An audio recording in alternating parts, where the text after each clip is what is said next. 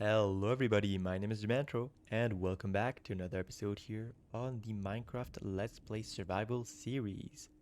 As you can hear, I have upgraded my sound, or actually I've just only been tweaking it because I have kept all the same gear but just optimized it a lot better. I don't even know how I could have released my previous free videos with that horrible sound saturating all the time. Anyway, let's get on with today's episode. Today we are going to be entirely finishing up and calling this project complete. This is the top part of our nether hub with our piglin bartering farm and our gold farm over there in the distance. Now I say top part of the nether hub because there is actually going to be a giant nether hub under this bedrock, or after this bedrock has been removed, because we will be breaking it in a future episode. Anyway, I have created a book and quill right here, which is all the tasks that need to be done in today's episode, so we can call this project complete. So let's get on to the first page, which is task number 1 out of 6. This task is the bartering cells. That's right, currently we do not have any bartering cells. It's just a facade with a hole inside of it. So let's actually head over into a creative testing world and check out different designs and ideas for bartering cells, and I will explain to you which one I chose and for what reasons. Let's head over there. Welcome everybody to my creative testing world. I will not be turning around because there are spoilers behind me. Anyway, let's get on with this technical part of the video where I will be showing you different designs, 4 different designs actually, of some breeding cells, and tell you why some of them are flawed while others are inefficient. Let's start with the first design. In this design, the piglin stands on the carpet with a hopper under it, and is being dispensed a golden ingot on that pressure plate. And every time the piglin picks up the item, the next golden ingot, from the pressure plate, another one is dispensed, and this is done simply using a little redstone torch and a redstone dust over here, and this is a dropper. Now, the reason why this design is flawed is because the piglin can actually drop some items on the golden pressure plate, and in that case, the system thinks there still is a golden ingot on the pressure plate when it's only the items that the piglin dropped, and this will stop your farm. Let's move on to design number 2. This one is a classic design which you can find pretty much everywhere on the internet, and it works, but it is inefficient. It could be made a lot more efficient, and also it could potentially stop working if you are playing on a server with some lag. The way this one works is the piglin stands again on the carpet, and every time he will drop items that he has processed after receiving a golden ingot, his items will go down through the hopper. This comparator will turn on, turning off this redstone torch, and only when the items are done processing in the hopper will this comparator turn off, this redstone torch on, send a signal to this dropper, which will drop another golden ingot. And basically this system is inefficient because you have to wait for the hopper to process all of those items, and that could take up to more than 6 seconds depending on the quantity of items that you receive. Now this system could also stop working if you are playing on a server and there is some lag, because the hopper might actually pick up the golden ingot before the piglin, but that is very rare and you can still build this design. However, I will show you that there is a way more efficient one over there. This next design is similar to the first one, where it tries to always have a golden ingot waiting for the piglin while he is looking at the other one. And the way this is done is using a cauldron, where the item actually sits inside of the cauldron, so the piglin can pick up the item, but it cannot throw items into the cauldron, only the dropper can. Now, the problem with this design is that it uses a cauldron, and it also needs an external clock. That's right, you need a clock which sends a signal to this dispenser every 6 Second, now if you have a lot of these, you could have the same clock for all of your systems and it will work, but you do need an external clock. Now let's move on to the last design, and this one is, I would say, the simplest design, yet the most effective. The way this one works is there is a cell right here where the piglin stands inside of it. And then all there is a dropper right here with a golden pressure plate. And then there's this block on top. So the item is actually going to be waiting on that pressure plate, on this side of the pressure plate, I should say. And when the piglin picks it up, a new item is going to be dispensed using simply one redstone torch.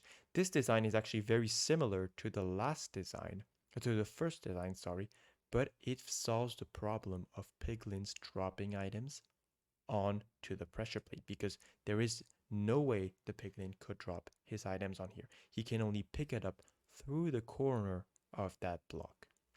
So this is the design that I have chosen to build on our Let's Play survival world. So let's get back there and let's build this design. There we go, cell number 1 is complete. So I've put some dirt inside of it, and if we test it really quick, let's say I'm a piglin, I've just traded my items and I'm ready to get another item. If I walk in, I get a dirt.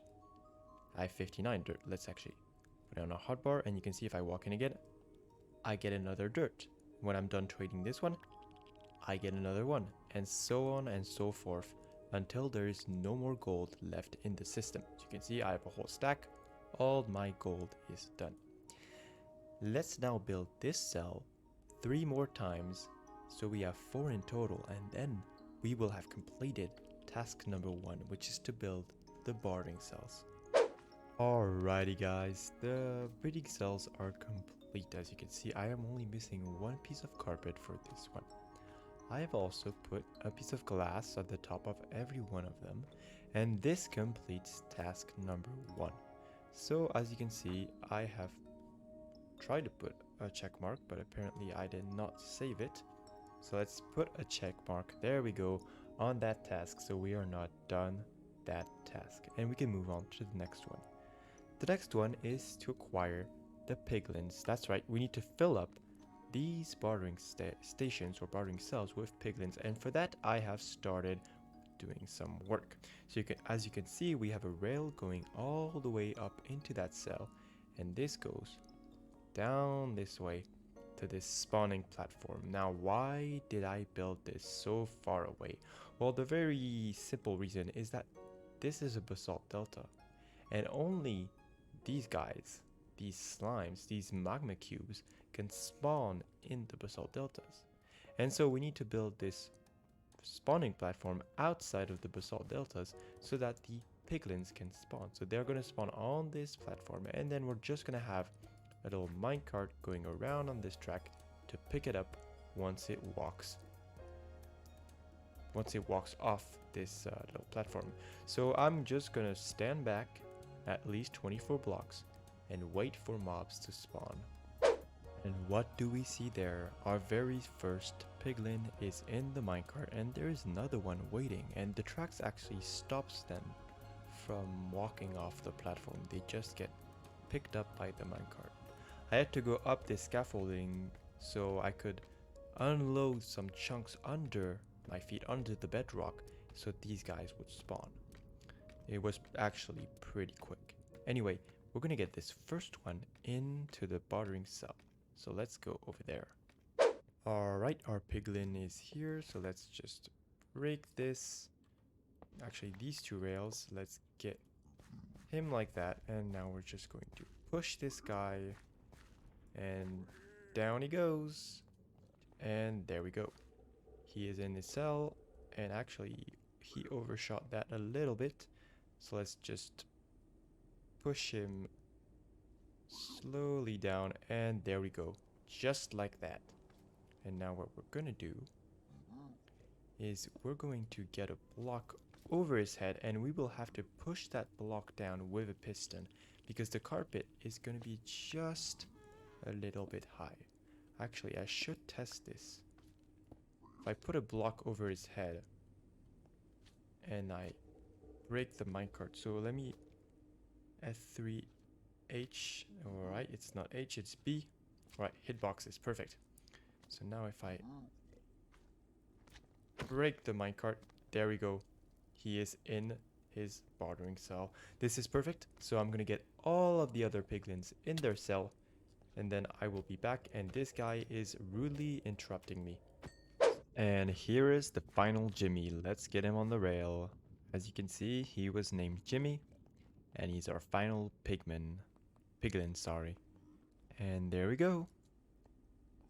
Jimmy is up in his cell. Just like that. So let's put this block here. Break this block. Get down here. And now hit the... And there we go. We now have 1, 2, 3, and 4 piglins all in their cell. And we can also close this off just like so. And now this task is complete. So what I'm going to do is I'm going to clean up all of those rails and spawning platforms that I have set up around here. There we go. I'm going to clean all of this up, and then I will be right back with you. Oh my gosh, I cannot speak today. I'll be right back with you, and we will check off the acquire piglins item on the checklist. Alright, here we are on top of the bartering cells, and let's take a look at our checklist. So let's see. Item 1 is done. We've just finished acquiring the 4 piglins necessary for our bartering farm, and now we move on to step 3, the sorting system. That is right. We just built these 4 cells and put piglins in them, but now we need to build the sorting system. That will sort out all of the items and put them in the chest located over here and on the other side. Now, how are we going to do this? Well, what I'm thinking of is we group all of the outputs of these 4 cells into one hopper chain, which goes up an item elevator, and then all of this comes over to here, where we will have our first sorting system, or first set, I should say, of sorters, which will go right behind those chests, and then everything that doesn't get sorted here will go up again across here, and then we'll go down into this last storage system. So let me now talk a little bit about how we are going to sort the items, and I should say how we are going to indicate which item is which. Now, having an item frame on a chest like this is not the most practical way of doing it, because it's harder to access the chest and it takes up space. So what we're actually going to do is, let me get some scaffolding here, is we're actually going to put the item frame out the back. And then if we put an item, like for example a golden carrot, in the item frame, just like so, what we can then do is use a little data pack that I've installed in this for this series, which is to do a /trigger, and then we can turn this item frame invisible if it wants to, and apparently it doesn't. Let me get closer to it. There we go. Let's do that again, and just like so, we have an item frame which is invisible, and you can see this way we can see which items are in which chest, but it's a little bit more discreet. Alrighty guys, progress has been made, and we're pretty much halfway done doing the sorting system. So basically what I've done is I've got a hopper chain going all the way across and picking up all the items from each of these cells, and then these go into this item elevator right here. Now this item elevator brings the items up across this hopper chain into sorter number 1, and this will sort the items, and then this, and it's what we're going to do next, is we're going to build another item elevator, which is going to bring the output from these items. So this is going to be our output. Any items that ends up after this hopper will not have been sorted in these sorters, and this will get sent up across the nether hub to the other side, well, where we will sort the rest of the items, and anything that doesn't get sorted will go into the last chest over there, because there is 13 not stackable items in that piglins can give you, and then the rest is going to all go into one chest. So that will be books, potions, boots. Now you might be asking yourself, why is there composters all over these hoppers?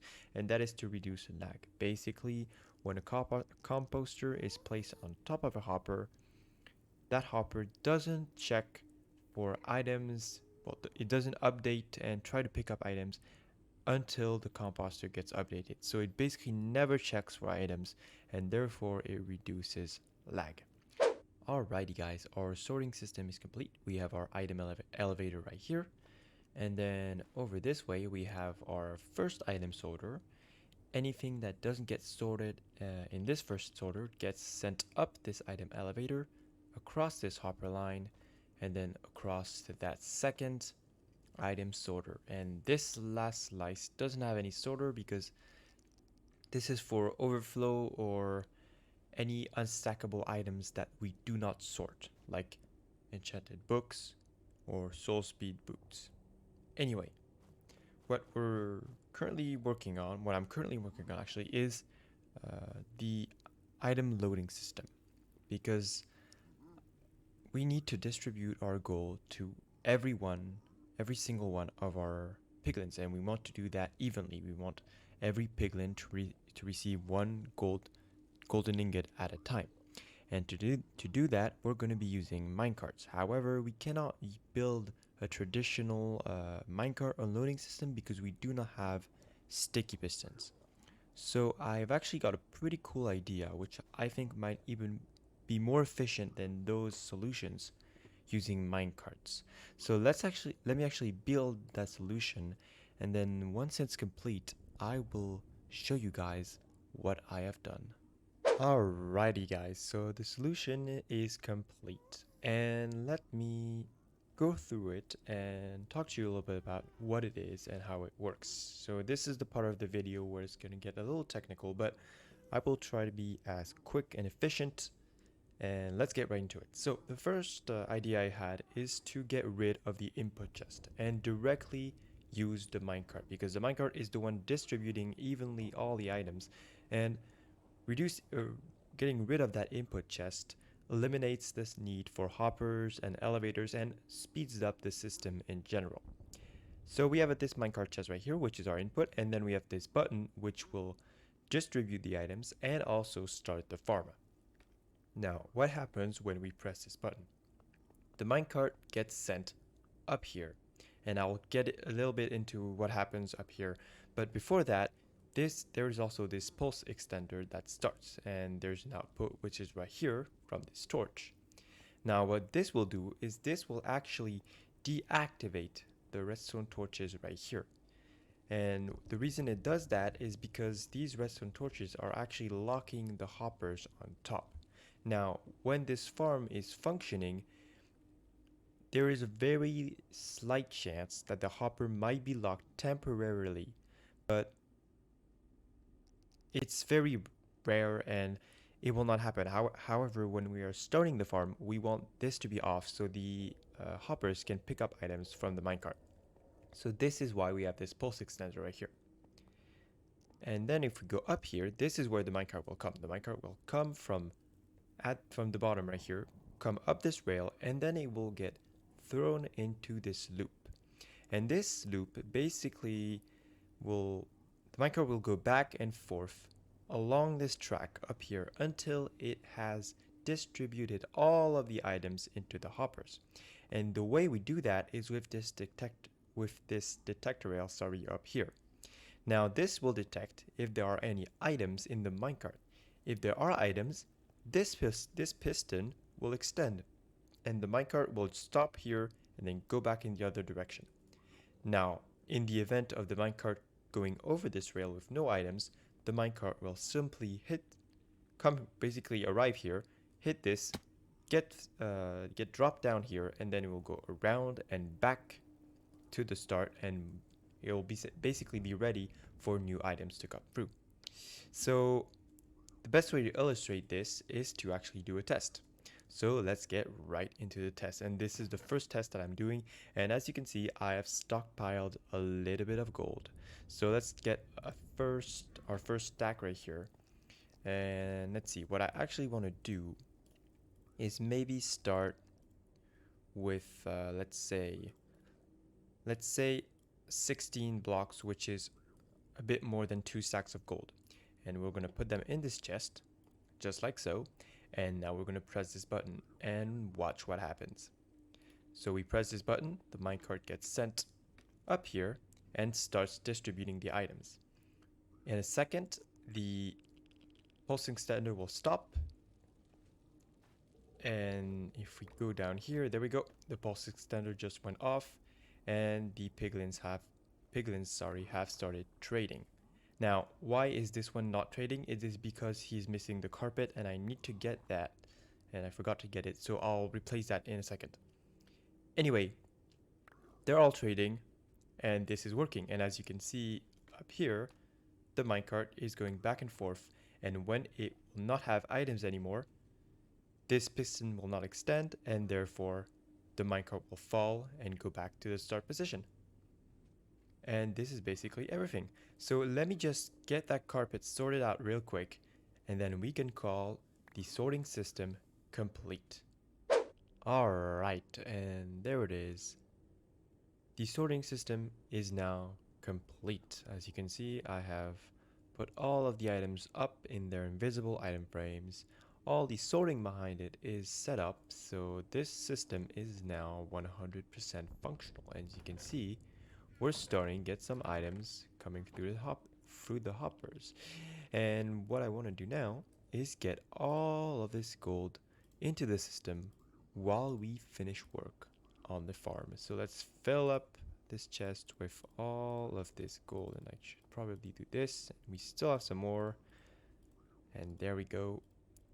This is all the gold we have to our name, and we already sent quite a good amount of gold in there. But let's get all this gold into the system. Let's press the button, and there we go. We should see these guys start to trade in just a second. And there we go.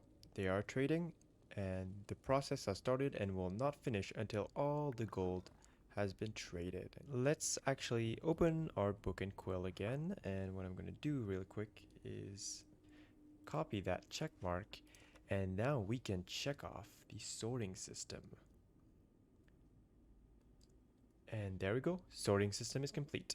So let's now move on to item number 5 on our checklist, and it's to expand the gold farm. We're going to be adding layers to the gold farm, and I think we should even do step number 5 at the same time, which is complete the tunnel.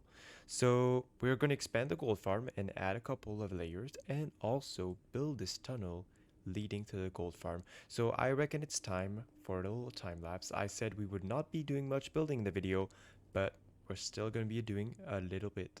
And let's get the time lapse rolling and finish up the gold farm and the tunnel.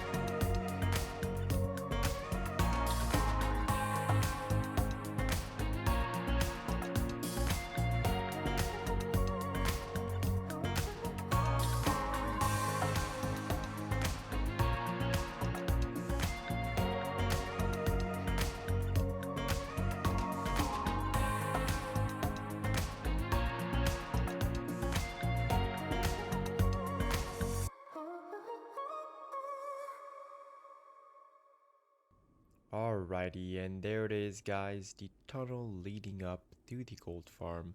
I kept the design pretty simple and did not want to overcomplicate things or make it too big because it's only leading up to the gold farm. And the nether hub under this top part, which is going to go under this bedrock, is going to be much bigger.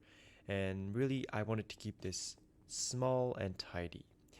And I really liked this room. I think it turned out amazing. I opened it up, put some, well, rounded off the corners as you can see right here. And then I mixed up some different colored glass to make up the piglin chute. And I think this turned out amazing. And I'm missing a piece of glass right here actually. So I'm going to get replacing that. Anyway, I think this is a pretty cool room. It definitely feels like it's a big machine in the middle of a room, and there's a sense of power that I think it conveys. Anyway, let's see here. We finished pretty much everything in the book, and we have one task left. So we can see right here, expanding the gold farm is checked off, as well as completing the tunnel. However, the last piece of the puzzle is spawn proofing, because at the moment we are getting magma cubes, as you can see, and this is not great because they're taking up the mob cap, and piglins could also spawn on top of this. So what I'm going to be doing is I have all of these buttons right here, and I'm just going to go around placing down my buttons like that and spawn proofing the entire place. I've been placing these buttons and I got a couple stacks, but I just underestimated the quantity that you need. So I think I'm going to be doing this job off camera between now and the next episode because I have run out of video time for today. So anyway, I hope you guys enjoyed the video. We definitely got this area pretty much completed, or actually completed. So now it's 100% functional, 100% aesthetic, and we can start working on new projects. And I think in the next episode we will return to the industrial district. Anyway, that is all I've got time for today, guys. Thank you very much for watching. Make sure to share this video if you enjoyed and to leave a like, and I will see you guys in the next episode. Bye bye.